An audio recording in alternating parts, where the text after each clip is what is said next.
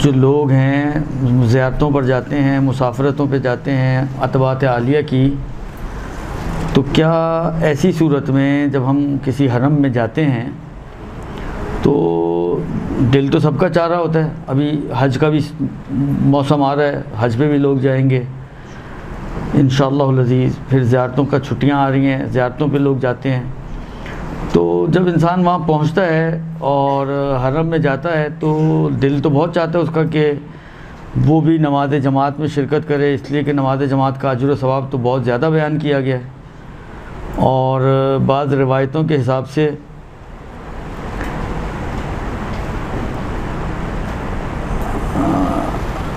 اگر پیش نماز کے پیچھے جو نمازی ہیں، جس کو مقتدی یا مامون سے تعبیر کیا جاتا ہے، ماموم امام سے ماموم میم، پیچھے پڑھنے والا، وہ اگر 10 سے زیادہ ہو جائیں تو اس نماز جماعت کا اتنا اجر و ثواب ہے کہ پروردگار عالم کے علاوہ کوئی لکھ نہیں سکتا، اگر 10 سے بڑھ جائیں۔ حرم جاتے ہیں کتنا رش ہوتا ہے، تو ایک تو ویسے ہی ثواب زیادہ، پھر یہ کہ اتنا اجر و ثواب تو انسان کا دل تو چاہتا ہے، شوق تو ہوتا ہی ہے انسان کو۔ پھر وہاں پر دیکھیں یہاں والا حال نہیں ہے، وہاں جائیں حرم میں تو دونوں لیڈیز جینٹس دونوں نمازیں پڑھ رہے ہوتے ہیں، دونوں کی جماعت کا اہتمام ہوتا ہے۔ ہمارے یہاں تو اکثر مساجد میں صرف مردانہ جماعت ہوتی ہے، اور شاید اکا دکا کوئی مسجد ہو جہاں پہ زنانہ اہتمام بھی ہوتا ہو، ورنہ نارملی نہیں ہوتا ہمارے یہاں۔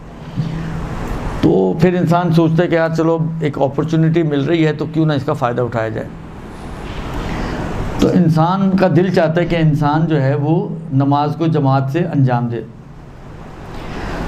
تو ایسی صورت میں کیا انسان مثلا فرض کریں آپ پہنچے حرم، نماز کا وقت ہو گیا، جماعت کھڑی ہو گئی، آپ نے بھی آنکھیں بند کی، کھڑی ہو گئیں، اللہ اکبر سب نے کیا، آپ نے بھی اللہ اکبر کیا، نماز پڑھ کے حرم سے آ گئیں، تو کیا یہ نماز کافی ہے جو آپ نے پڑھی ہے؟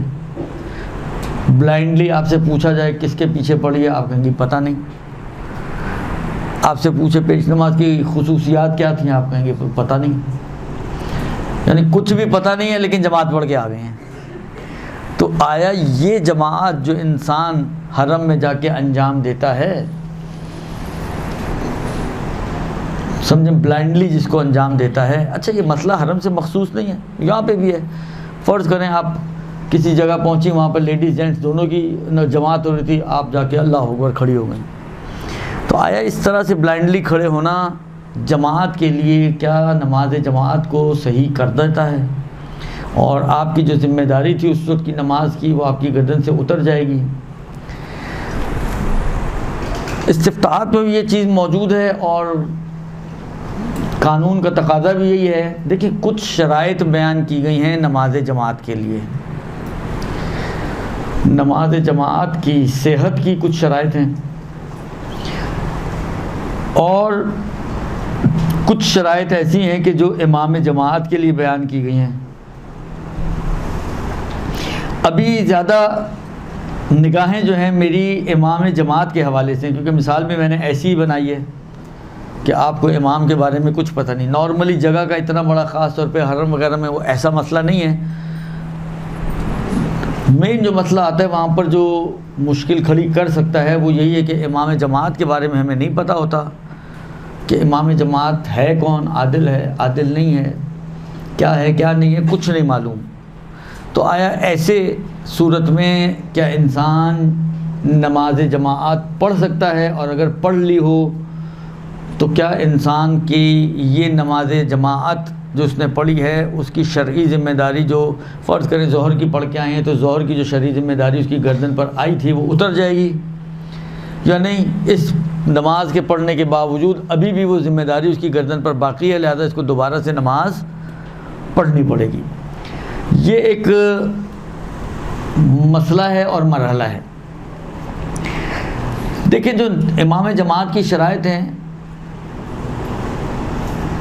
بالغ ہونا، یہ اتنا بڑا مسئلہ اس لیے نہیں ہے کہ نارملی کوئی بھی نابالغ کو کھڑا نہیں کرے گا، ٹھیک ہے نا۔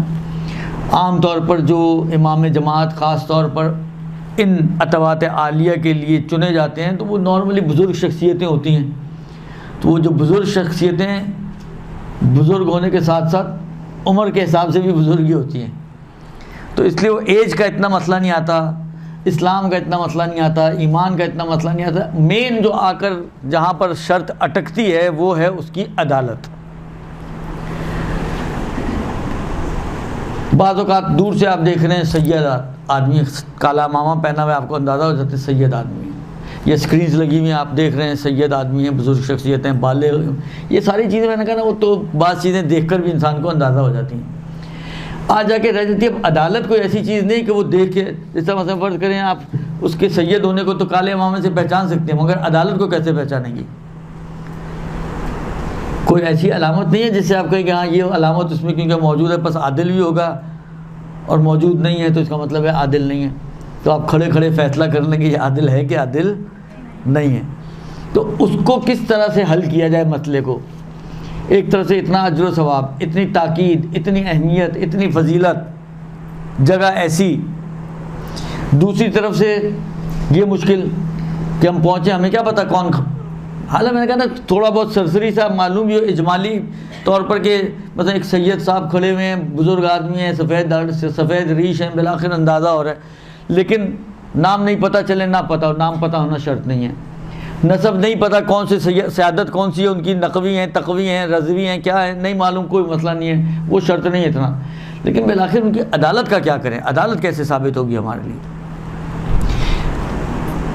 اس لیے کہ بغیر عدالت کو طے کیے اگر کوئی شخص نماز جماعت پڑھتا ہے تو یہ نماز جماعت اس کی کافی نہیں ہونی چاہیے، کیونکہ شرط یہ ہے کہ یہ ہونی چاہیے اور شرط آپ کے لیے طے ہی نہیں ہے، تو بغیر شرط کے کیسے نماز صحیح ہوگی؟ درست. لہٰذا اگر کسی کو یہ سوال پوچھے گئے، میں نے کہا نا آغا خوئی کے استفتاء میں بھی ہیں، آغا سیستانی کے ظاہراً استفتاء میں بھی ہیں، کہ اگر کوئی شخص کسی مسجد میں یا امام بارگاہ میں یا کسی بھی اتباعات عالیہ میں سے کسی حرم میں داخل ہو اور اس کو نہیں معلوم ہو کہ امام آیا عادل ہے یا عادل نہیں ہے، تو آیا اس کے پیچھے نماز جماعت پڑھی جا سکتی ہے؟ جواب ان کا یہی ہے کہ نہیں پڑھی جا سکتی، اس لیے کہ عدالت کو طے کرنا شرط ہے. اب وہی والی بات ہے کہ کھڑے کھڑے کیسے طے کیا جائے؟ کوئی ہے ایسا راستہ ہمارے پاس؟ کوئی لٹو ہو جس کو گھمائے تو کھڑے کھڑے جو ہے وہ طے ہو جائے کہ یہ پیش نماز عادل ہے یا عادل نہیں ہے؟ دیکھیں ایک طریقہ جو بیان کیا جاتا ہے کہ کسی بھی طریقے سے آپ کو یقین ہو جائے. فرض کریں آپ نے اتنا بڑا مجمع دیکھا، مثلا خاص طور پہ دیکھیں امام رضا کا جو سین ہے علیہ الصلوۃ والسلام کا، کتنا بڑا سین ہے. اچھا پورے سین میں مثلا ایک ہی جماعت ہو رہی ہے، تو جتنے بھی لوگ کھڑے ہوئے ہیں سب ایک ہی پیش نماز کے پیچھے کھڑے ہوئے ہیں. پھر ان میں امامے والے بھی ہیں، بغیر امامے والے بھی ہیں. اچھا بغیر امامے والوں میں بھی بالآخر سمجھدار، دیندار، دین سمجھنے والے ایسے لوگ بھی ہیں، ہر طرح کے لوگ موجود ہیں نا. اور اتنا سارا رش دیکھ کر یا اتنا سارا مجمع دیکھ کر یا اس کے اندر اتنے سارے امامے والے یا بعض ایسے افراد جن کو آپ خود جانتے ہیں ان کو دیکھ کر آپ کو یقین ہو گیا کہ جی یہ پیش نماز عادل ہے، تو ٹھیک ہے. یقین اٹ سیلف آپ کے لیے حجت ہے، اور یقین کے ہوتے ہوئے کوئی آپ کو چھو نہیں سکتا. بے این مانا کہ کوئی آ کے آپ کو چیلنج کرے کہ تم غلط ہو، اس کا چیلنج بیکار ہے. اگر آپ کے پاس واقعی یقین ہے تو، یقین یعنی 100% شیور ہیں آپ اس بات کے اوپر کہ جو پیش نماز کھڑا ہوا ہے یہ عادل ہے. درست. یا بعض اوقات یہ ہوتا ہے کہ انسان کے دماغ میں ایک اپنے حساب سے اس کی ایک سوچ ہوتی ہے کہ یار اتنی اہم جگہ جو، اور فرض کریں مثلا نجف ہے، کربلا ہے، جہاں پہ علماء مراجعین کے شہر ہیں، قم ہے. درست. متولی بھی عام طور پر جو حرم کا ہوتا ہے وہ کوئی چھوٹا موٹا آدمی نہیں ہوتا، کوئی بڑی شخصیت ہوتی ہے، حتیٰ بعض اوقات کوئی مرجع ہوتا ہے. تو انسان سوچتا ہے کہ یار اتنی اہم جگہ، اتنی اہم شخصیتوں کی زیر نگرانی ایک کام ہو رہا ہے، تو یقیناً انہوں نے اس بات کو طے کیا ہوگا کہ یہ عادل ہے اور پھر ہی رکھا ہوگا. تو ان کے طے کرنے پر آپ کو یقین ہو گئے تو یہ بھی کافی ہے. اچھا یقین نہیں ہو، اطمینان ہو جائے آغا سیستانی کا صرف ایک نظریہ ہے جو انہوں نے کئی جگہ پہ اپنا اظہار کیا کہ اطمینان اگر اس کا منشا، اس کی بیس عقلائی ہو، یعنی لوگ عام طور پر اس کے اوپر اعتماد کرتے ہوں. عقلائی کا مطلب یہ ہے کہ عوام الناس عام طور پر اس کے اوپر اعتماد کرتے ہوں اور آپ بھی اسی چیز پر اعتماد کرتے ہوئے اطمینان حاصل ہو جائے آپ کو، تو وہ بھی کافی ہو جائے گا. اس کی مثالیں بھی یہ دونوں بن سکتی ہیں. کسی کو یقین ہو جائے لوگوں کو دیکھ کے، عوامے والوں کو دیکھ کے مثلا، یا اس بات کو سوچ کے کہ یار اتنی اہم جگہ، مراجع کا شہر، متولی بھی شخصیتیں ہوتی ہیں، تو حتماً انہوں نے کسی ایسے ہی کو رکھا ہوگا جو ان کی نظر میں عادل ہوگا اور آپ کو ان پر اطمینان ہے، لہذا آپ کے لیے اس کی بھی عدالت ثابت ہو جائے اطمینان کی بنا پر. تو یہ منشا عقلائی ہے. 10 چیزوں میں انسان اسی قسم کی باتوں پر اپنی عام زندگی میں بھی بھروسہ کرتا ہے کہ یار فلانے نے یہ کام کیا، مثلا فرض کریں تو وہ اچھا ہی کام کیا ہے اس نے، خود کیونکہ دیندار آدمی ہے، خود سمجھدار آدمی ہے، دین کو سمجھتا ہے، اسلام کو سمجھتا ہے، تو کرنے والا اگر فلاں آدمی ہے تو اس نے ٹھیک ہی کیا ہوگا. تو انسان اپنی عام زندگی میں بھی اس قسم کے امور کے اوپر اعتماد کرتا ہے. تو جب عام زندگی میں ان امور پر اعتماد کرتے تو دینی امور میں بھی اس پہ اعتماد کیا جا سکتا ہے. یہ کہلاتا ہے منشا عقلائی. اگر منشا عقلائی ہو تو اس میں آغا سیستانی فرماتے ہیں کہ یس آپ کے لیے ثابت ہو جائے گا. صحیح ہے، یقین نہیں ہے، اطمینان ہے، لیکن بالآخر یہ اطمینان بھی حجت ہے، کیونکہ اطمینان کو عام طور پہ تعبیر کرتے ہیں کہ یقین عرفی ہے. عرف میں جس کو یقین کہا جاتا ہے وہ نارملی اطمینان ہوتا ہے. مکہ ہو کہ مدینہ ہو کہ کربلا ہو کہ نجف ہو کہ شام ہو کہ قم ہو، مشہد ہو، سامرہ ہو، کاظمین ہو، کوئی رہ تو نہیں گئی جگہ. مطلب مکہ مدینہ میں تو اطمینان نہیں کرتے جہاں پہ ابھی تو ہوتے ہیں. آپ لوگ ایک دم مسئلہ ہوتا ہے شیعوں سے چھلانگ مارتی سیدھی جا کے اہل سنت پہ پہنچ جاتے ہیں. ابھی کم سے کم پہلے شیعوں کا مسئلہ تو حل کر لیں. شیعوں کا ابھی تک حل ہوا نہیں اور آپ سیدھی اٹھا کے سنیوں پہ بھی پہنچ گئے. خوب. سوال اور کہ جیسے میرے خیال میں سن لیں تو شاید مسئلے حل ہو جائیں آپ کے. پہلے سن لیں تھوڑا سا، اللہم بیر تحمل. درست جی.